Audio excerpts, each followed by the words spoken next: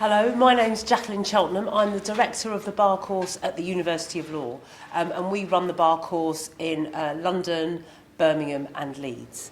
So I'm going to talk to you a little bit about applying for the bar course, a little bit about money, although that's going to be picked up later on in more detail, and a little bit about getting experience for the bar.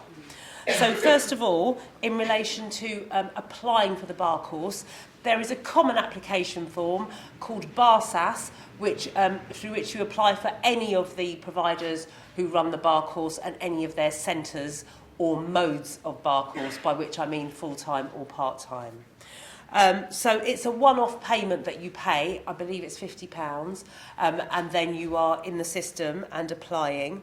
And you complete the form, which deals with things such as your academics, your legal work experience, your experience of things like mooting and advocacy and debating.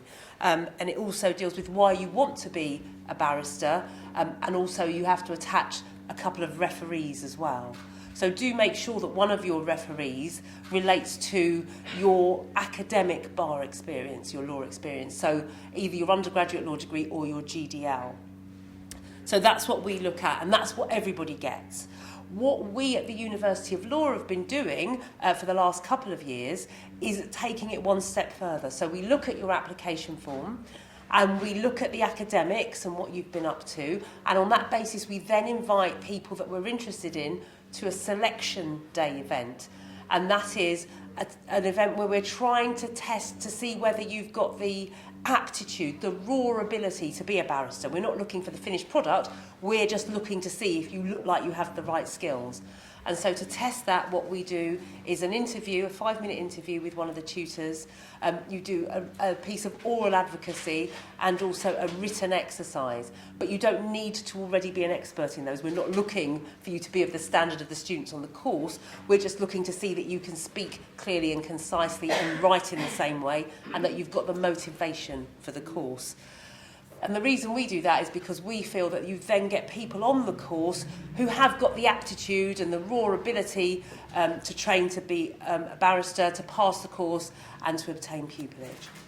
So that's what we do there. I'm going to move on now to some of the practical considerations in coming to the bar. So the first one is money. So it's an expensive course.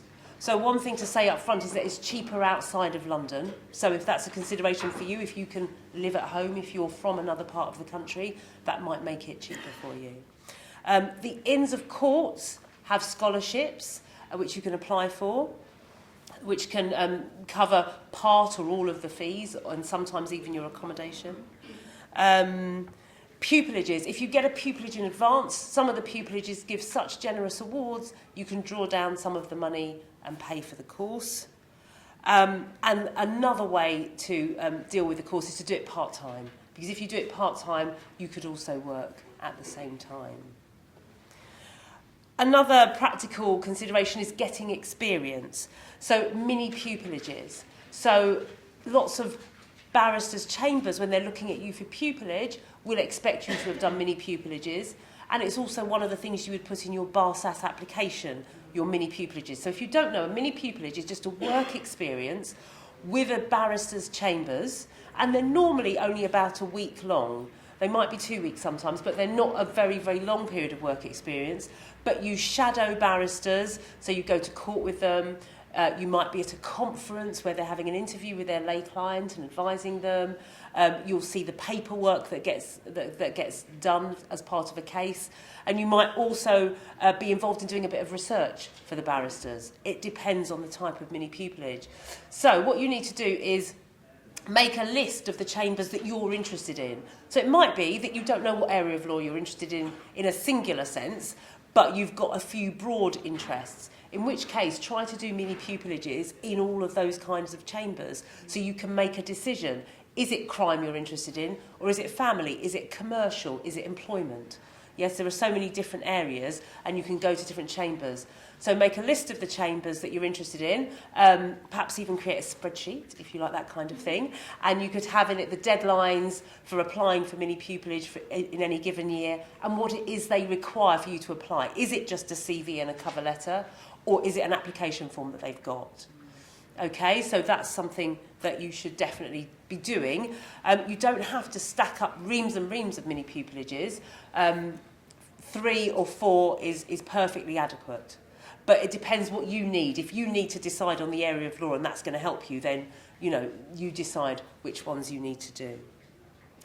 And then also pro bono and voluntary work are other important things. So these will be the rest of your legal work experience at the stage that you're at. So at your university where you're studying for your GDL or your undergraduate law degree, or even if you're doing a non-law degree, they might have some legal clinics and other things that you can get involved in that will give you legal work experience. If you come to the University of Law, we have a huge programme of pro bono and voluntary work that you can get involved in. And we've got something called the Future Pupil Programme. So once you accept a place with us, you immediately get onto that before the course starts. And that will tap you into lots and lots of things that you could be doing before you even start the bar course. Additionally, you could be doing things that you organise yourself. So wherever you live, there might be a local law centre that you can go and speak to. Can you volunteer? Can you help out there? You might get involved in victim support. They often have volunteers at courts, so you could get involved with that. And there are other things such as being a prison visitor or a police station visitor. So they're people that, members of the public who are trained in it, and volunteers, and you can turn up, say, at the police station in the middle of the night to check that they're doing all the things they should be. Are the prisoners being kept as they should be? Is it all happening correctly? So there are lots of different things that you could get involved in, that you could organise yourself as well, if on top of the things that your university might do. So finally, I'm going to talk a little bit about pupillage applications. So they are really a test of your powers of persuasion, because somebody's seeing you, they're just looking at you on paper. So you need to think of it in the way an advocate would think about presenting a case in court. So look at your strengths and weaknesses. Look at the evidence for your strengths. What can you do? What have you done in the past that's gone well that will evidence the point you're trying to make? And then try and write about it clearly and concisely. There's a lot spoken about trying to be unique, and obviously if you have climbed the Himalayas or you're a clown in your spare time, any of these things, do put them down because they give you personality and individuality. If you haven't, well, you could try taking something up, but if you haven't got time for that, just think about the things that you've done, the things that make you you, and try and put them down as clearly as you can so that you come across well on the page. We've made a Pupillage Interviews Uncovered film, which you can see on YouTube, that will just give you some idea of what the sort of questions are on pupillage. And we've also got recently put out a In Scholarship YouTube film as well, which again has some of our students and some of the people that ask questions at the In Scholarships to just let you know what's going on with those. So those 2 films are available on YouTube for you to have a look at. And the final thing I'll say is that we're up on stand 19, and our careers consultant, Anna Williams, is there. And if you want her to have a quick look at your CV today, she can do that. She is there to do that today. That's all I've got to say. Thank you. Thank you very much.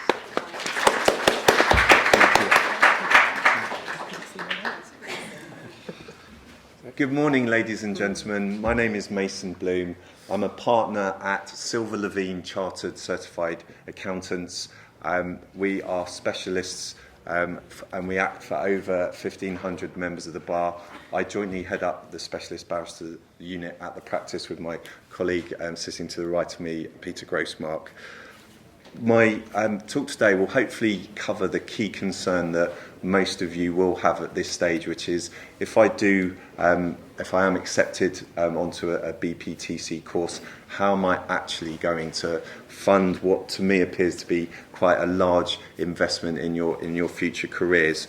So I'm going to just briefly explain the various sources of funding that are available to you to fund either the BPTC, the GDL or the CPE courses.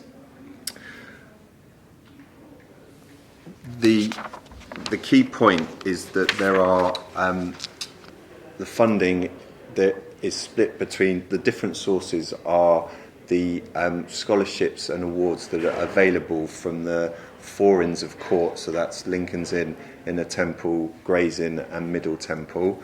There are, as Jackie's mentioned, if you are lucky enough to secure your pupillage prior to starting your BPTC course, then many chambers do offer you the ability to actually draw down on your pupillage award prior to actually starting the course, which will assist with the costs of paying for the course and the living expenses as well. Many of you may be lucky enough, you may have some savings, you may have family support that can assist you with paying the fees. My understanding is that the fees for the BPTC course are within the region of just over £12,500 to just over £18,500, so not an insignificant amount of money at all. There are also commercial loans that are available to you, and I will touch on that a bit later on.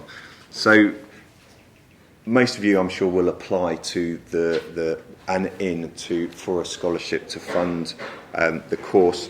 You can only apply to one inn, so you need to pick the right one. You need to focus on the inn that gives you the best chance of success. So you need to do your homework, and you do not have to be a member of an inn to apply for an award or a scholarship from that inn, but you have to become a member to receive that funding. The inns are looking for, when you apply for those scholarships or awards, very similar things to what Jackie mentioned when you're applying to the BPTC course. They're looking for you to demonstrate your intellectual ability, your excellence in performance at university, your key personal qualities, your personality, your presentation skills, your integrity, and all of the awards are based on your own personal financial circumstances and need, and they do vary from inn to inn and in the amounts that they actually do offer. To give you a brief overview, the current funding that Lincoln's Inn is offering for scholarships and awards this year is just over 1.5 million, and there's actually just over a total of 5 million across the four inns for the current year. They are for the BPTC year, they offer about 1.3 million of that funding is for that course, and they offer between 100 scholarships between £6,000 and £18,500. So obviously those awards aren't going to fully necessarily cover your the cost of the course and your living expenses. And then there are smaller bursaries and other awards that are available. You need to, all of the information I'm imparting to you is in the public domain, so I would advise you all to look on the specific Inns of Courts websites. They give you details of all the various other types of awards that are available, and also the application process as well. There are deadlines that you have to adhere to when you are applying for these awards and scholarships. Inner Temple, it offers the largest funding for the BPTC course out of all the inns. They offered just over 1.65 million in the current year, and their scholarships vary. They offered just over 100 awards this year, and it was just under 100 last year. The largest award they offer is £22,000. They're the only inn to actually guarantee, if you are on the CPGDL, if you receive a scholarship for that course, then they'll give you an award of at least equal to that value for your BPTC course without a further interview, so that's worth noting. Middle Temple offers 1 million, and about 900,000 of that is for the BPTC course, and Gray's Inn, which is the smallest amount, offers 800,000. The other source is professional and career development loans. These have been somewhat curtailed over the years, so you have to apply through the Learning Skills Council, and there are only two high street participating banks, which are currently Barclays and the Cooperative Bank. You can borrow between £300 and £10,000. It is a commercial loan, so you will have to start making repayments of that loan as soon as you finish the course, but any interest charges that are charged on that loan are actually covered by the Skills Funding Agency until you finish your studying, and then you would have to repay that loan over an agreed period. I think the key point out of all of this is it's a big investment. You need to be confident in realistic about your own skills, your own ability to be able to gain pupillage, and obviously with the aim of becoming a tenant at Chambers. My understanding is the process of applying for pupillage is changing, which hopefully will give more of you visibility on whether you're going to actually have a pupillage before you start your BPTC course, which will mean that any decisions you're making to invest in your future careers will be based on hopefully more sound information going forward. I hope that's given you a brief overview of the various funding sources out there, and I do wish you all the best of luck for your future careers at the bar. Thank you.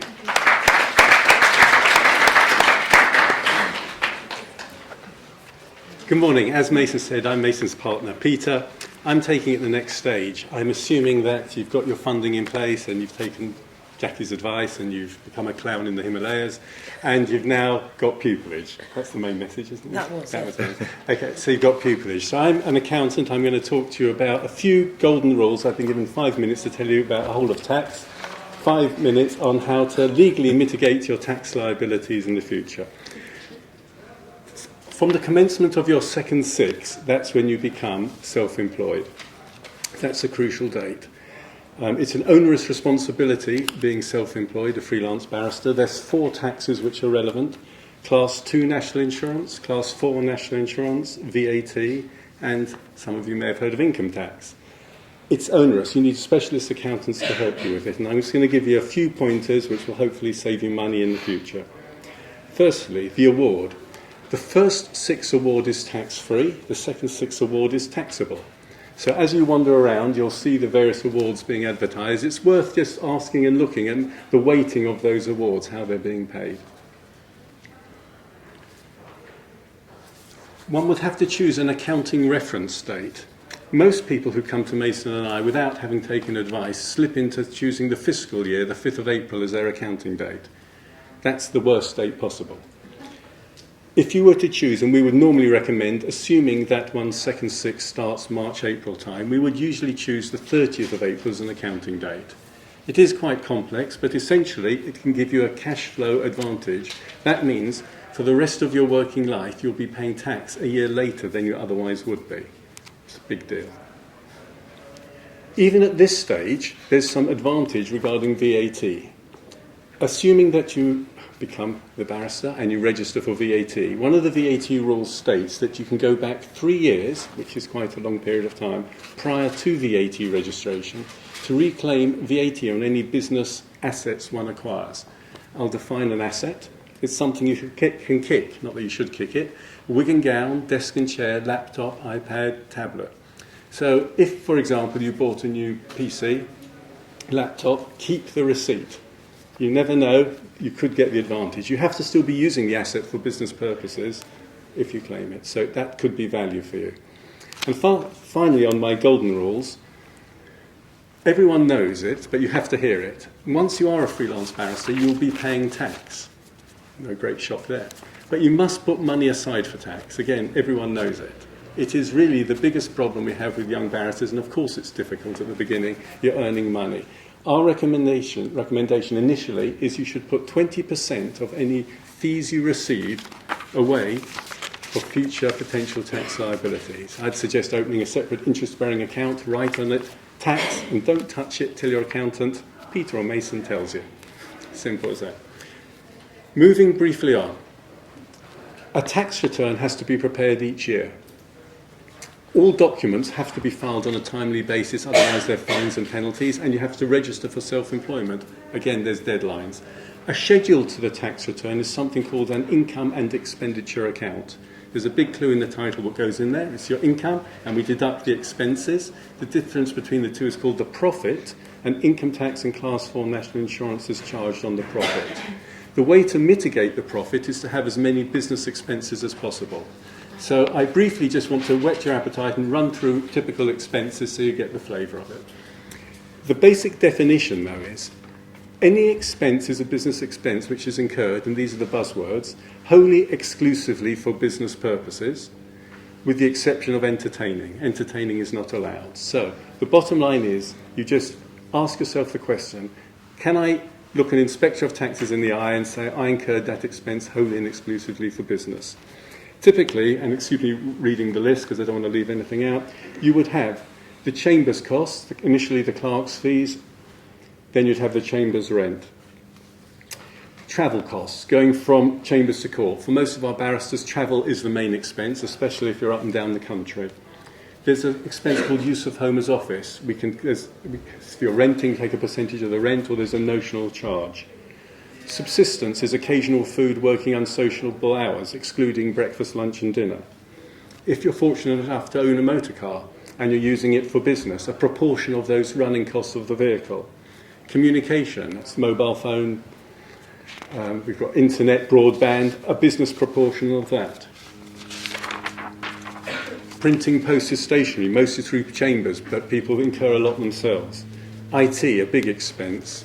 Toner, people got printers at home, they're spending fortunes in toner. Clients saying to me, you might print the odd document out. Oh, we're printing documents in triplicate and I'm drinking the stuff.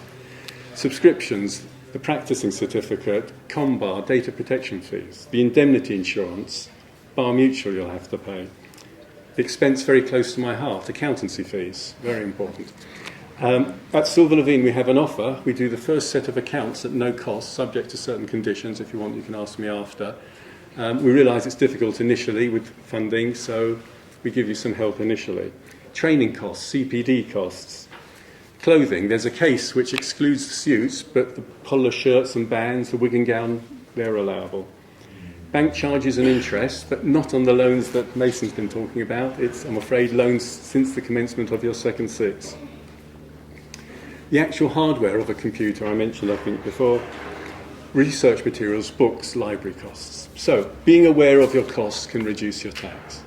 There is much more to it, but I was only given 5 minutes. I think I'll leave it there. Thank you for your attention. I wish you all well. Hi, so I'm Rebecca, and I created a blog about 4 years ago called Lawyer in the Making. Sounds rather geeky, and it pretty much is, but I this year went freelance with it, so that's now my job whilst I'm training to be a barrister. So I'm on the BPTC at the moment, and I'm here to talk to you a little bit about finding events, the use of blogs, and just generally what you can do to enhance your application forms. So blogs are useful. Lots of law firms and chambers also have them with information, so be reading them. They put little snippets up online of cases they've been up in or changes to law, and it's really handy, especially if you're applying for pupillage and things like that, to be aware of what their chambers are doing. In terms of being aware of commercial awareness, I know you touched on mentioning things such, and also like your work experience and legal stuff, but don't ignore what you've done. If you've had a Saturday job and you've worked in Boots or you've worked in a bar, like show your personal skills as well, that you can talk to clients, that you can speak to people, and that you've also managed to, do your law degree and worked on a Saturday or worked in the evenings, and I think that's a really good thing to show. Events, there are so many out there. Another thing about chambers is they often run seminars and they're happy for people to go along. So if there's something you're really interested in, so this week I went to one which was looking at DNA in crimes. If you say you're a student, they'll happily let you go. And you're in a situation where you're with 20 barristers and they want to talk to you because they want to know why you're there. And the more people you get to know and speak to, the better it is, I think. And it's just sort of getting your foot in the door as well. Something which I found very useful in terms of work experience is Twitter. I'm sure you've probably all got Twitter. Every single chambers is on Twitter, and most of the barristers are on there too, and they're sharing legal news, and they want to get involved in conversations. So if you're on there and someone's talking about something interesting, ask a question or, that kind of thing. That's got me so much, so many extra mini-pupillages, and I've got them without having to even apply for them. So I'm not going to say that happens all the time, but it's been a massive benefit to me. So I was on a mini-pupillage last week, which I didn't have to do an application for, purely because I was chatting about contributory negligence in clin neg claims with one of the barristers on Twitter, and they invited me in. So there are so many ways you can talk to people, and they're happy to answer questions. That's one of the things I've really found with lawyers, whether barristers and solicitors. Ask them questions and they will answer you and they will help you out. It's not a sort of, don't feel ashamed or embarrassed to ask questions, and make the most of the opportunities, especially when you're here. Like, I used to come to these events all the time, and I've now got a stand, but I used to see people like run up to the desk and just like grab a freebie and run off. Are you getting anything out of it? You may as well have stayed at home, as awful as it sounds, really. Like, they're here and they're giving up their Saturday when they've probably either got things, personal things they could be doing, or work, and they want to speak to you, and they might give you little insights into pupillage application forms. Some of them have problem questions you need to answer and things like that, and I think, if you can get that bit of insight that everyone else that's applying for it doesn't have, then it's only a benefit. So I think that's pretty much everything, but it's just keeping up with legal stuff. Like the Times and the newspapers are great for that, and if you've got any questions, I'm on stand 28, and come and ask me about studying the BPTC, joining an inn, what you have to do, such as the dinners and stuff. I'm more than happy to answer any of your questions. That's all right.